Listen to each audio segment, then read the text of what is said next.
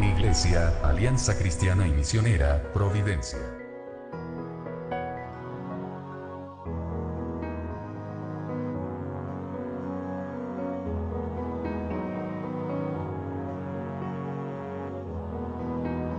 Les esperamos en Avenida General Bustamante 60, Providencia. Síguenos en Así Providencia.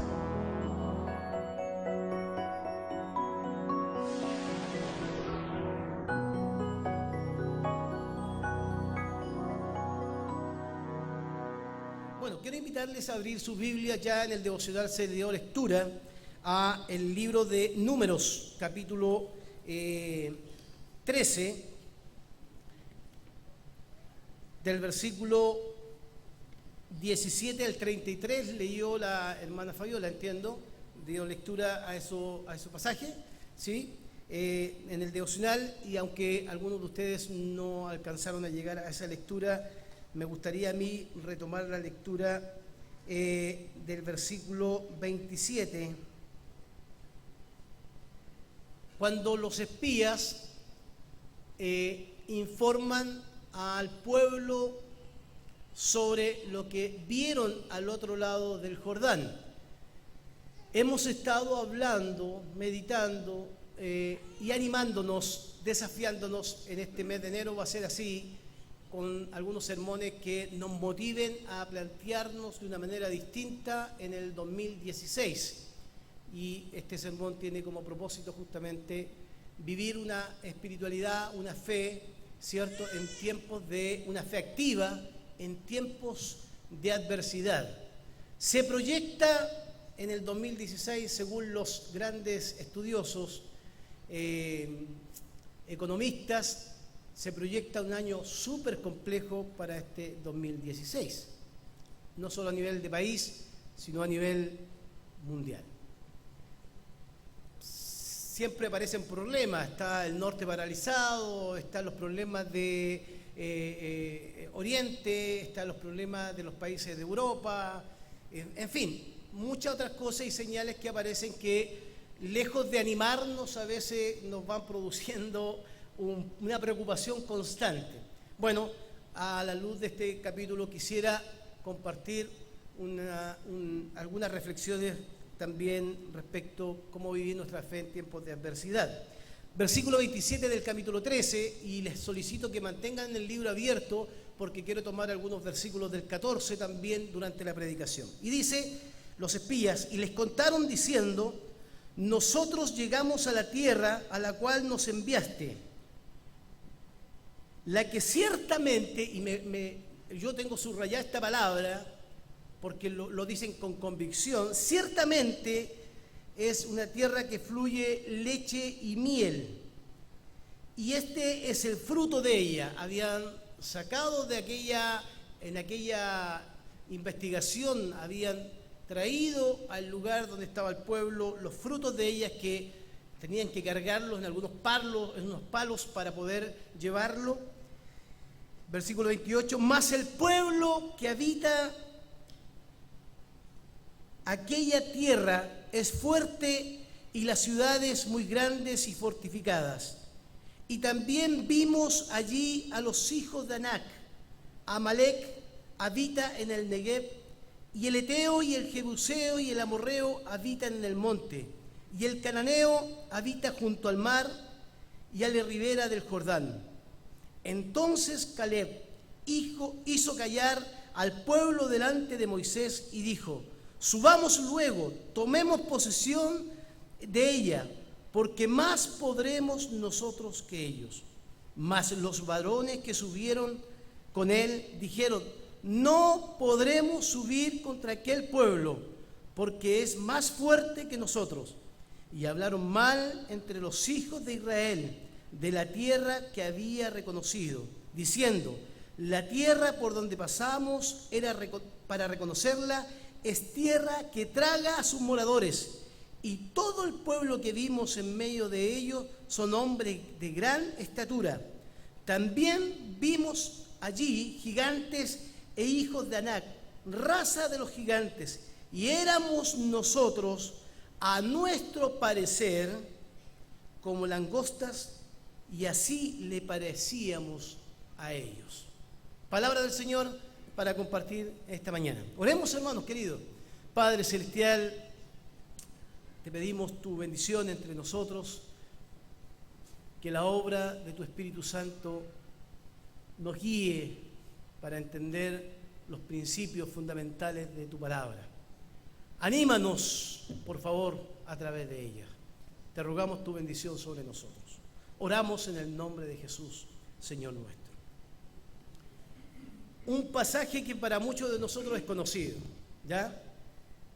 Es interesante cuando uno estudia la historia de Israel, especialmente aquellos que nos gusta ver aquellos prodigios y milagros que cuánto nos encantaría que sucedieran hoy día. ¿A cuántos de nosotros nos encantaría ser Moisés, levantar la vara para que el mar rojo se abra y hacer tantas cosas que pasaron en aquellos tiempos? Es interesante que los espías que visitan la tierra de Canaán son espías mandatados por Moisés y el pueblo a visitar, los mejores, los principales, los príncipes, dice la Reina Valera. Pero cuando uno estudia la historia en Deuteronomio, se da cuenta que en ningún momento Dios había pensado como plan que fueran espías a la tierra. Bastaba que el pueblo entendiera que la tierra era la tierra que Él les había prometido. ¿Cuál es la tierra que le había prometido Jehová a la nación de Israel? Una tierra que fluía, donde fluía leche y miel. Según el informe, lo que estaba allá en esa tierra justamente era una tierra que fluía leche y miel. No tenía carencias de estos elementos vitales para una nación nómade que recorre lugares que para el fortalecimiento físico eran vitales estos elementos. Pero también cuando Dios llama en Éxodo, en el libro de Éxodo a Moisés, en el capítulo 3 en adelante, Dios nunca le oculta al pueblo la verdad de la tierra que ellos iban a habitar. Todo lo contrario, si hay algo que encontramos en Dios es que siempre nos dice la verdad, porque Él es verdad. Amén. Entonces Dios le dice a la nación a través de Moisés: mira, Moisés, yo quiero que tú saques al pueblo de Egipto, he escuchado su clamor, he entendido su dolor, lo que están viviendo, porque yo los voy a llevar a la tierra, una tierra que fluye leche y miel, una tierra buena para ustedes, pero es una tierra que está habitada justamente por pueblos como los que ya hemos leído en la Escritura. Dios nunca nos oculta la verdad en la cual nosotros vamos a vivir. A veces pensamos que llegar al Evangelio es llegar a un camino de rosas, es llegar a un lugar donde simplemente veremos siempre todo bueno, todo bueno, todo bueno, todo bueno. Por eso se han levantado movimientos que hablan de todo lo bueno, de toda la prosperidad, y engañan a la gente con falsas doctrinas diciendo que el cristiano no debe sufrir. Pero Dios sí le dijo al pueblo de Israel que tenían que conquistar una tierra o ir a la tierra donde habían pueblos que la habitaban. Y es interesante, mis queridos hermanos, porque si hay una nación que ha experimentado con claridad la obra de Dios a su favor, ha sido la nación de Israel. Cuando uno se acerca a la Escritura, podemos notar cómo ellos experimentaron el poder y la misma presencia de Dios de manera incuestionable. Incuestionable. Cuando yo leo los relatos de Israel, me estremezco al leer cuando dice que la nube de la gloria de Dios desciende sobre el tabernáculo y lo llenaba todo. Esta gloria de Dios que pareciera hoy día no asustarnos a nosotros cuando en el siglo XXI, en medio de una sociedad distinta, cambiante, parece que hemos ido perdiéndole el temor de quién es Él, de quién es Dios. Cuando uno ve que el pueblo percibe esa gloria de Dios descendiendo sobre el tabernáculo, también hay relatos en la Escritura, dice que el pueblo temblaba y que le decía a Moisés: anda tú, Moisés, a hablar con Dios porque nosotros podemos perecer. O sea, producía temor. Dios se manifestó de muchas maneras en la historia de la liberación de Israel, con el propósito de llevarlos a esta tierra prometida, y lo hizo de diferentes maneras. Yo estaba tratando de hacer una lista. Uno no terminaría nunca hacer una lista de los grandes milagros que Dios hizo. Por ejemplo, las plagas con las cuales Dios habló a la nación que lo tenía esclavo a Israel. El Mar Rojo abriéndose y ellos caminando entre las aguas, viendo quizás la gloria de Dios en medio de ellos. El maná cuando faltaba de comer, y la carne cuando había ausencia del alimento para la nación.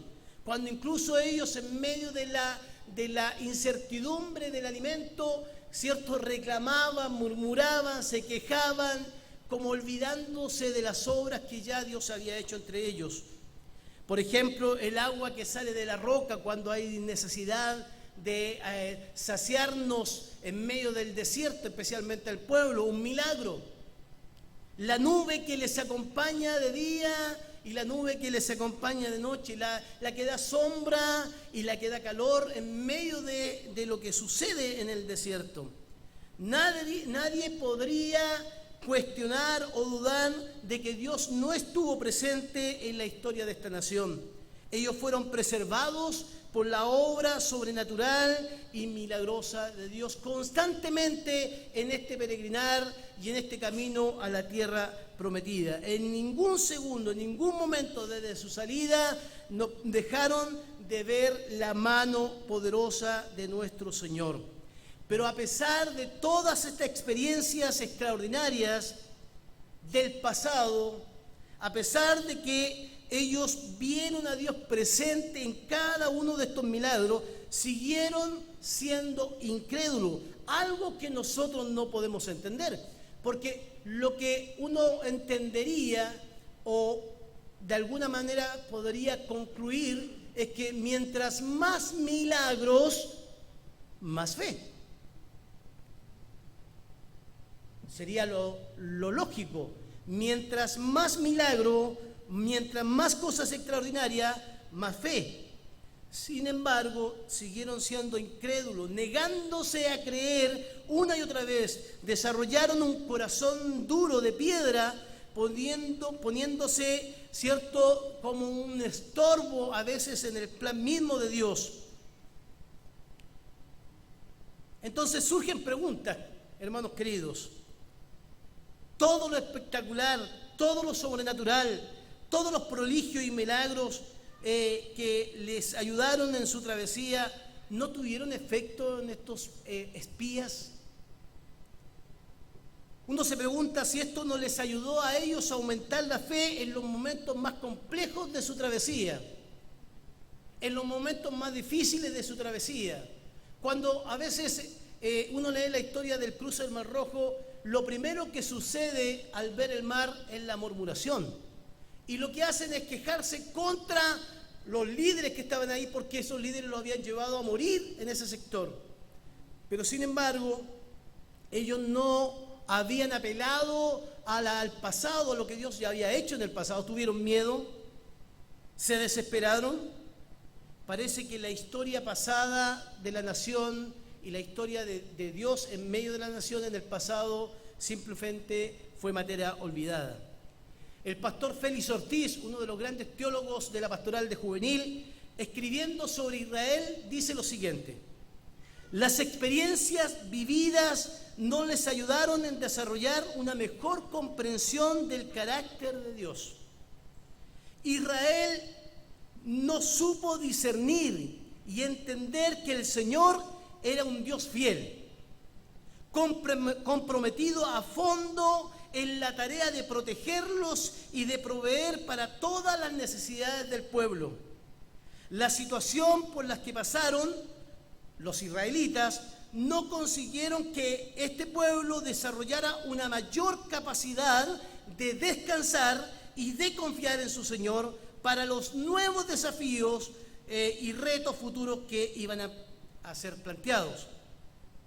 Las circunstancias, dice Félix Ortiz, las circunstancias que atravesaron tampoco lograron fortalecer su memoria histórica.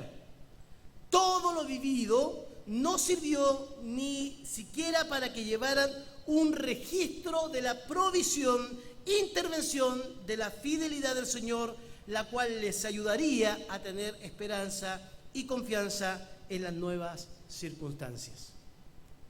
Me identifico mucho con estas palabras, porque si hay algo que sucede en este pueblo es el olvido constante de esa presencia en la nación de Israel. Uno podría pensar, hermanos queridos, cómo al ver el maná del cielo, yo no voy a poder acordarme en los tiempos que no tengo nada en mi mesa, ¿cierto? Como Israel, que Dios es un proveedor. Fíjese que cuando cae el maná, recogen el maná y la instrucción de Dios es tan simple: recojan lo que necesitan. Pero ¿qué hizo el pueblo? ¿Qué vamos a comer mañana? Y recogió más, abarcó más. ¿Y qué pasó con el maná? Se echó a perder. Porque aun cuando vemos ciertos milagros de Dios, nos desesperamos aún en la adversidad y parece que estos milagros son circunstanciales, pero no obedecen a un Dios que está en el pasado, en el presente y en el futuro de las personas. Hermanos queridos, nunca olvidemos que nosotros tenemos nuestra propia historia y en el momento en que usted decidió servir al Señor, Dios controla su presente y su futuro.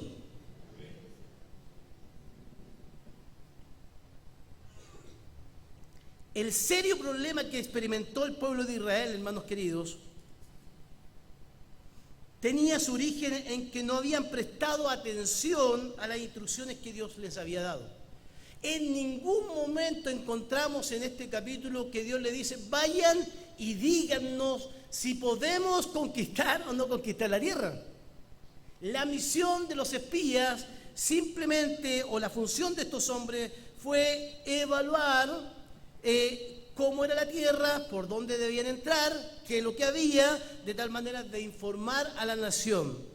Pero en ningún momento se le atribuyó a ellos la autoridad para decir: no podemos subir porque es una tierra que está muy complicada, es muy peligrosa, es muy fuerte, por lo tanto no subamos. Ellos tomaron una autoridad que no le correspondía, porque simplemente era cosa de recordar que la conquista de la tierra prometida no se daría en los términos de un hombre o de una persona, sino en los términos de aquel que les dijo: yo les daré la tierra. Porque cuando Dios nos promete algo, Dios lo va a cumplir. ¿Cuántos creen en las promesas del Señor? Pero también con cuánta facilidad nos olvidamos de esas promesas. Porque hemos perdido la capacidad de tener una memoria histórica, seguramente. Los hombres creyeron que Dios les había dado esta autoridad para transmitirle al pueblo cosas que no tenían que transmitir. ¿Qué les costó ese informe a estos espías y a sus familias? Toda la generación murió en el desierto y sus hijos entraron a la tierra prometida. En las explicaciones que dan, hermanos queridos, los espías, se evidencia una de las más comunes estrategias que usa el enemigo para confundir a los hijos de Dios, que consiste en apelar a la mente del ser humano presentando argumentos lógicos, no solamente lógicos, cuidadosamente fundamentados, para que las personas que escucharan el informe tomaran la decisión de retroceder al extremo de decir: mejor estábamos en la esclavitud. ¿Por qué nos trajiste a morir a este lugar? Y esos argumentos eran muy lógicos. Eran gigantes, ciudades fortificadas, eran naciones guerreras, eran pueblos preparados para la guerra. No había nada que no pudiera evaluarse desde la perspectiva de lo razonable. Pero algo olvidaron estos espías, que cuando fueron liberados de Egipto no lo hicieron en las fuerzas de ellos ni con las armas de ellos, sino que lo hicieron en el poder de nuestro Señor. Hay un versículo en la Escritura que dice: no con espada ni con ejército, sino con mi espíritu, dice el Señor. ¿Amén? Porque la tendencia humana es siempre pensar que lo lógico traerá respuestas y soluciones en medio de nosotros. Con esto no estoy diciendo que no tenemos que pensar nuestra fe, no estoy diciendo que tenemos que razonar. Pero fíjese que Moisés también presenta cosas lógicas y argumentos bastante considerables cuando Dios lo llama. Le dice: pero yo voy a ir, Señor, si tú estás en un error tremendo, Señor. Yo soy tartamudo. ¿Qué es más razonable que una persona que le diga al Señor: no tengo ni una capacidad para ser el líder de esta nación? Por otro lado tenemos a Jeremías que dice: Señor, tú te equivocas y me dices que yo venga para hablar y a una nación tan fuerte, tan poderosa, tan compleja como esta, si yo soy un muchacho, no tengo las capacidades. En la Escritura encontramos argumentos más que lógicos, argumentos más que razonables. El mismo Saúl, cuando está enfrentando al ejército de Goliat, ahí en el monte aparece un muchachito, chico, flacuchento, rubio, de ojos azules, no sé cómo era David, dice que era hermoso, músico, no tengo nada contra los músicos, músico, no tenía idea de pescar una lanza, no tenía idea de pescar un escudo. Seguramente cuando estaba con la oveja se hacía algo en la uña, no sé, uno podría pensar, escribía salmos, era un hombre que se inspiraba en la creación, y él escucha al gigantón, mientras todo el pueblo está atemorizado, escucha al gigantón decir: ustedes que me desafían, vengan a pelear conmigo, y el niño chico dice: bueno, si nadie quiere, voy yo. Y todo el pueblo lo mira, lo retan los hermanos. Saúl le dice: pero ¿cómo tú vas a ir? Mira el aspecto de pastor, hediondo, oveja. Y dice Saúl: bueno, si quiere ir el muchacho pequeño, mandémoslo, total, pónganle la armadura. Lo lógico, lo razonable. Cuando alguien va a la guerra, ¿qué tiene que colocarle? La armadura. Y David se puso la armadura tan grande que le causaba a él no poder, ¿qué? Ni siquiera dar un paso. Pero a la luz de los ojos de Saúl, lo más razonable es que él se protegiera con lo que cualquier soldado haría. Me gustan las palabras de David cuando dice: y se acerca al gigantón, a Goliat. Dios te va a entregar en mis manos. Con la confianza de que la pelea que él iba a dar no era su pelea, sino era la intervención de Dios en medio de la nación. Argumentos hay a veces, hermanos queridos, para justificar muchas cosas de las que vivimos. En cada uno de estos casos, lo lógico estaba al lado de personas que constantemente discutían con Dios. El pastor Christopher Chow, uno de los grandes escritores pastorales de los devocionales Alza tus ojos, hace un comentario respecto a esto y dice: el asunto es que la vida espiritual no se basa en la lógica. Al contrario, la lógica casi siempre es un estorbo para los que quieran avanzar en las cosas de la fe. Dios, dice Christopher Chow, se ríe de la lógica. Él no escoge a lo que nosotros escogeríamos, ni hace las cosas como nosotros las haríamos. No hay nada malo en razonar, dice el pastor, razonar las cosas, pero a la hora de seguir al Señor, no son nuestros argumentos los que deben guiar nuestros pasos, sino la convicción absoluta de que Dios sabe lo que está haciendo en nosotros. aunque sus propuestas no sean completamente lógicas, incluso más allá, hasta locuras que hace Dios. De otra manera, Jericó no cayó con una bomba atómica. Jericó cayó con gritos, alabanza, trompeta, gritos que cualquier soldado de la muralla diría, esto está loco. Porque quien derriba la pared o derriba la muralla no es Israel, es Dios. ¿Cuántas paredes, cuántas murallas ha derribado el Señor en su propia historia? Incluso a veces no la alcanzamos a percibir. Algunas cositas que me gustaría compartir. Primero, que en este relato observamos que las verdades a medias, estoy pensando los espías, nos conducen a exageraciones y grandes mentiras. El enfoque de los espías se centra en las malas noticias. Fíjese, no podremos. Son gigantes, siempre las malas noticias. Las buenas noticias o las malas noticias dictan nuestras acciones y actitudes.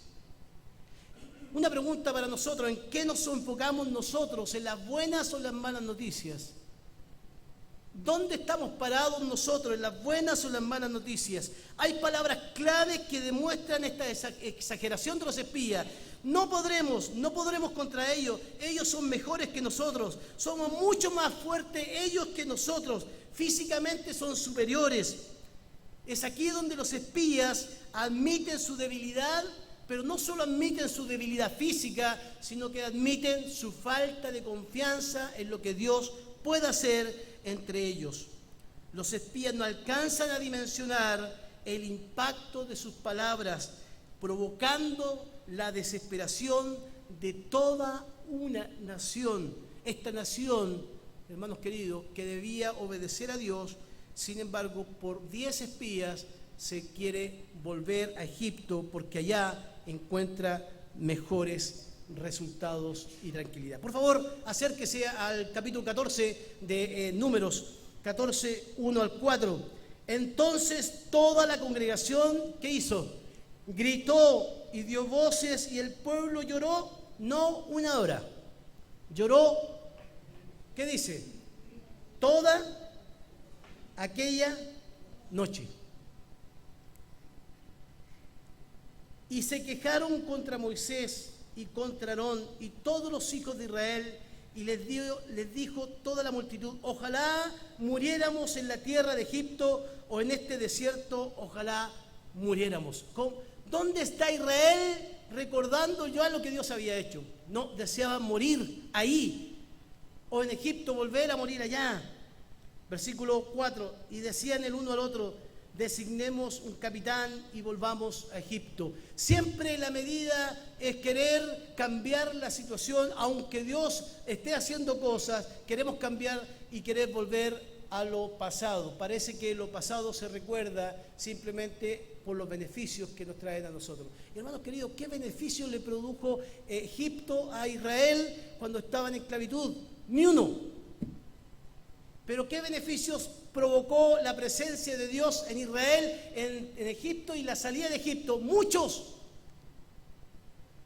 Nunca, hermanos amados, subestimemos nuestras palabras y actitudes entre nosotros, porque ellas pueden animar a una persona y levantar a las personas, o pueden desanimarlas, incluso pueden llegar a destruir personas. Las palabras, según lo que leemos en Santiago, son poderosas, pueden ser peligrosas. A veces nosotros subestimamos nuestras palabras.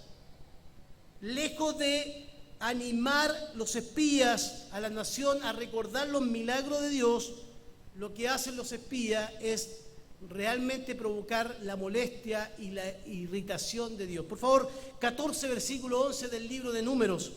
Y Jehová dijo a Moisés, miren lo que le molesta a Dios, ¿hasta cuándo me han de irritar este pueblo? ¿Hasta cuándo no me creerán con todas las señales que he hecho en medio de ellos? ¿Hasta cuándo? ¿Hasta cuándo no creerán? Es una realidad también, hermanos queridos, en el día de hoy, en nuestros tiempos. Algunos tienen temor de la adversidad, otros pasan de la adversidad a la esperanza, otros pasan de la adversidad a estancarse, a renunciar a su fe. Cuando la adversidad nos controla, muchas veces sobredimensionamos lo que estamos viviendo, como que si las cosas no tuvieran solución. Por ejemplo, los espías manifestaron dimensionaron esta situación de la tierra. Ellos dijeron que la tierra a la cual ellos habían espiado era una tierra que tragaba, ¿a quién? A sus moradores. Pero ellos habían llegado a dar el informe. Ninguno de los espías quedó en la tierra. La autoestima, hermanos queridos, y la falta de confianza son un ingrediente para no hacer lo que Dios nos ha encomendado. ¿Cuántas veces nosotros no servimos a Dios porque nuestra adversidad nos está controlando? Hay personas que, y esto lo digo por los espías, hay personas que nos acercan a Dios y hay otras que nos alejan de Él. Los espías, lejos de acercar a la nación a Dios, los alejaron. Segundo, el informe entregado por los espías lo que hace es paralizar a la nación. La adversidad, hermanos queridos, en estos tiempos van a estar ahí. Los gigantes estarán ahí. Las ciudades fortificadas estarán ahí. Todos los días usted escuchará la noticia, un gigante levantarse. Todos los días encontrará a personas que lejos de acercarla a Dios, lejos de acercarla a Él, a servirle, le van a comunicar cosas derrotistas que impiden que nos acerquemos a Él, como lo hicieron los espías. Pero lejos de vivir la adversidad paralizado, nosotros como creyentes debemos acostumbrarnos a dar pasos de fe y de confianza. ¿Por qué pasos de fe? Porque si Dios es con nosotros, ¿quién contra nosotros? El apóstol Pablo le dice en Romanos 23, si Dios es con nosotros, ¿quién contra nosotros? La adversidad produce paralización, en el sentido de que queremos abandonar no solamente nuestra fe a veces, sino que a veces tampoco queremos servir al Señor, no queremos caminar hacia su voluntad, no estamos dispuestos a hacer lo que Él nos pide, simplemente porque la adversidad comienza a ser un gigante que no podemos controlar. Yo quiero decir algo respecto a lo que el Señor también plantea en su palabra. No hay adversidad de la cual el Señor no tenga control. Porque si no nos recompensa en esta tierra, no va a recompensar en la eternidad. Hermanos queridos, no podemos paralizarnos, no podemos dejar de orar, no podemos dejar de buscar al Señor, no podemos comenzar el 2016 pensando que este año es malo simplemente porque alguien lo dice. Y aunque las estadísticas parecieran tan negativas, tendremos que caminar con pasos de fe, más allá de lo que la noticia nos diga, creer que si Dios en el pasado estuvo con nosotros, también estará en el presente y en el futuro. Tercero, observamos que podemos ser distintos en medio de la adversidad y en medio de personas que no nos acercan a Dios, porque los espías nunca acercaron al pueblo a Dios. Los espías, lejos de acercarlos a Dios, los alejan de la voluntad de Dios. Entonces, hermanos queridos, no podemos ser distintos en medio de la adversidad, en medio de personas que no nos acercan a la voluntad de Dios. Aunque a muchos caminen hacia la desesperación, podemos caminar hacia la esperanza y podemos ser distintos en este tiempo. Por ejemplo, el Josué y Caleb, de los 12 espías, uno dijeron, no, subamos luego si podemos nosotros. El otro dijo algo interesante, ya lo voy a leer. Pero ¿qué hacía diferente a estos dos personajes, hermanos? Y ya estoy terminando. Números capítulo 14, versículo 24. Esto hacía diferente a estas personas. Versículo 24 del libro de Números 14. Que hubo en Caleb otro espíritu. Ahí dice la versión, pero a mi siervo Caleb, otra parte de esa, ¿cierto? Pero hubo en Caleb otro espíritu porque decidió ir en pos de Dios. Él tomó una decisión en medio de la adversidad, en medio de los gigantes, en medio de las ciudades fortificadas, en medio de los problemas, y nadie dijo que no iban a haber problemas en la tierra. En medio de esa situación, estos dos siervos, Josué y Caleb, pensaron distinto porque tenían otro espíritu, es otra actitud, es otra manera de enfrentar la situación, es otra manera de plantearnos frente a los gigantes, es otra manera de poder vencer la adversidad, porque decidió Caleb ir en pos del Señor. O sea, bien, toda la adversidad está ahí, sin embargo yo decido caminar hacia el Señor, porque sé que Dios algo va a hacer, no sé qué, no sé cómo, pero algo hará, porque si lo hizo en el pasado, ¿por qué no lo puede hacer en el presente? Números 14, versículos 6, y Josué, hijo de Nun, y Caleb, hijo de Jefoné, que eran los que habían reconocido la tierra, rompieron su vestido de rabia, de ira, y hablaron a toda la congregación de los hijos de Israel, diciendo: la tierra por donde pasamos para conocerla es tierra en gran manera buena. Si Jehová se agradare de nosotros, clave de nuestra actitud y nuestra fe, Él nos llevará a esta tierra y nos las entregará. O sea, no la voy a conquistar yo, Él nos entregará la tierra.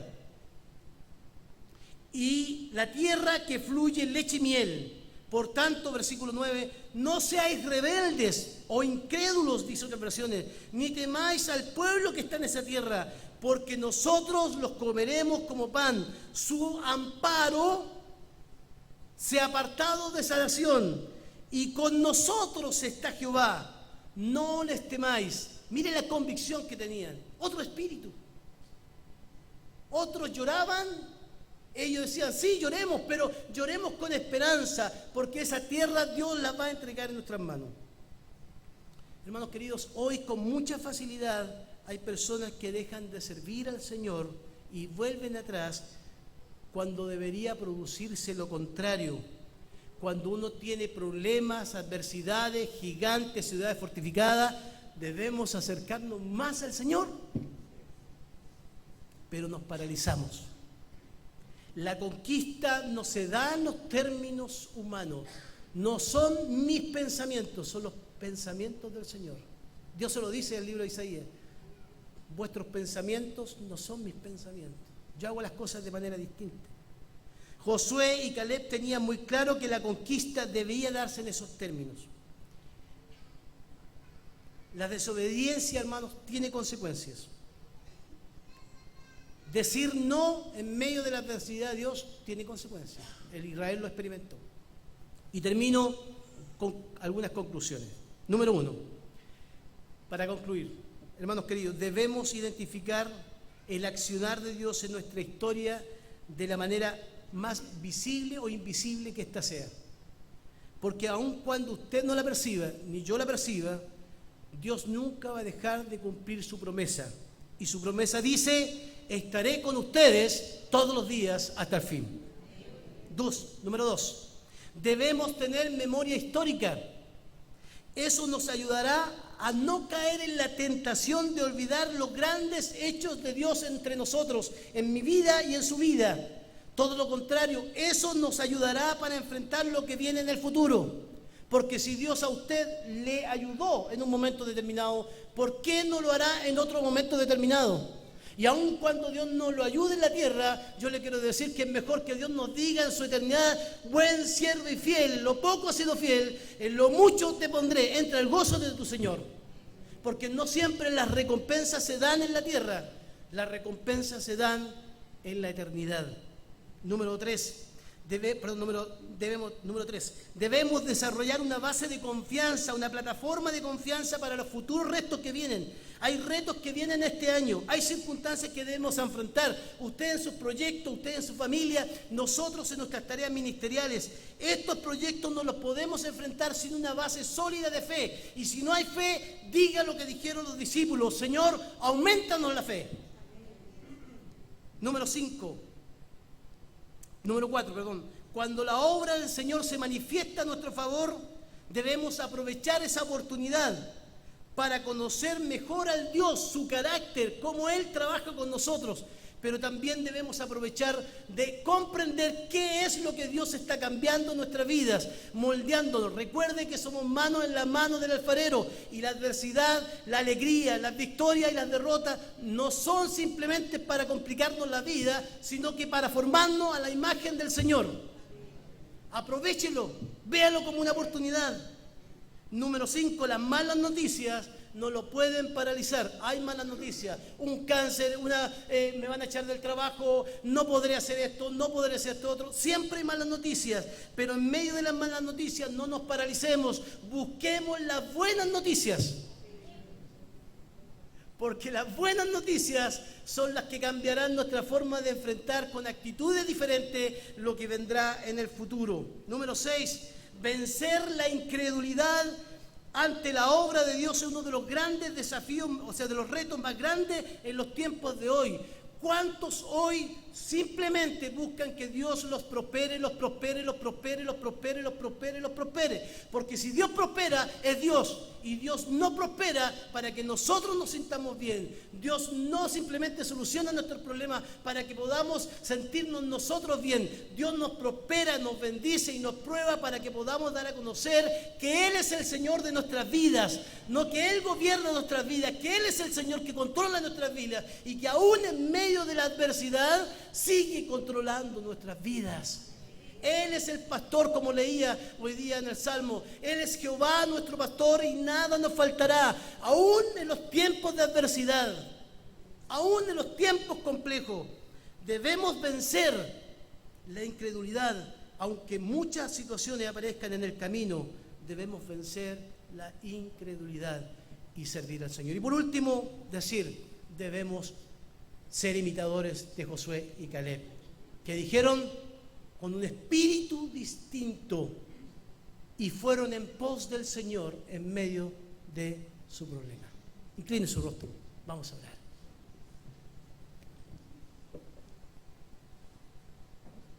Año 2016, no lo sabemos. No lo sabemos. Dios hará milagros. Y si no los hace, aún si no los hace, tomemos la actitud de Caleb de ir en pos de Dios. ¿Cuáles son sus gigantes? ¿Los tiene? Identifíquenlos, hermanos. Si usted tiene gigantes y los quiere dejar en el altar del Señor para que estos gigantes no los paralicen, y este año 2016 no solamente vamos a enfrentarlos con la actitud correcta, sino también vamos a servir al Señor en el 2016, a pesar de que cuando servimos al Señor, el gigante va a estar al lado nuestro, soplándonos en el oído para destruir nuestra fe. Hoy día le podemos decir al Señor, a pesar de mis gigantes y de mi adversidad, yo quiero ir en pos de ti. ¿Cuántos de ustedes este año 2016 están dispuestos a decir, Señor, voy a creer en tus promesas y aunque el gigante se pare ahí, no voy a temer porque tú estarás conmigo? Y quiero ir en pos de ti este año y servirte. Y si usted quiere hacerlo, yo quiero como testimonio, póngase de pie donde está y dígaselo al Señor. Señor, quiero ir en pos de ti.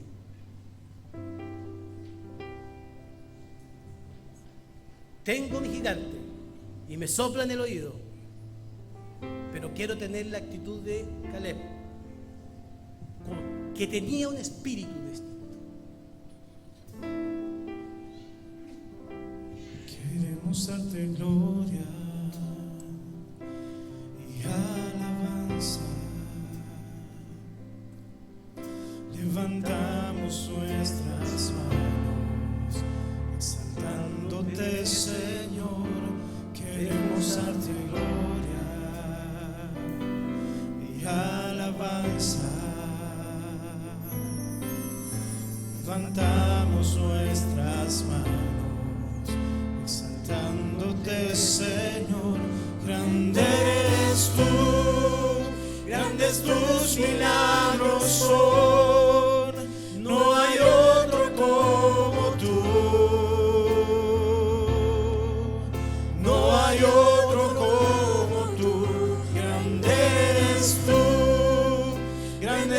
tus milagros son, no hay otro como tú, no hay otro como tú. Ese debe ser nuestra idea y nuestro pensamiento en el 2016. Si Dios es con nosotros, ¿quién contra nosotros? Sirva al Señor como lo hizo Josué y Caleb. No se paralice ante la adversidad. Señor, gracias por tu palabra, que nos anima, nos alienta. Regresamos a nuestros hogares cantando esta canción, porque tú estás con nosotros, porque tú nos prometiste la tierra, porque tú en medio de la adversidad cambiarás las situaciones, más allá de lo que yo pueda entender, porque son con tus armas, Señor, no con nuestras armas, con tu espíritu, no con mi ejército, con tus fuerzas y no con nuestras fuerzas, porque tuya es la gloria, tuya es la alabanza por los siglos de los siglos. Amén. En el nombre de Jesús.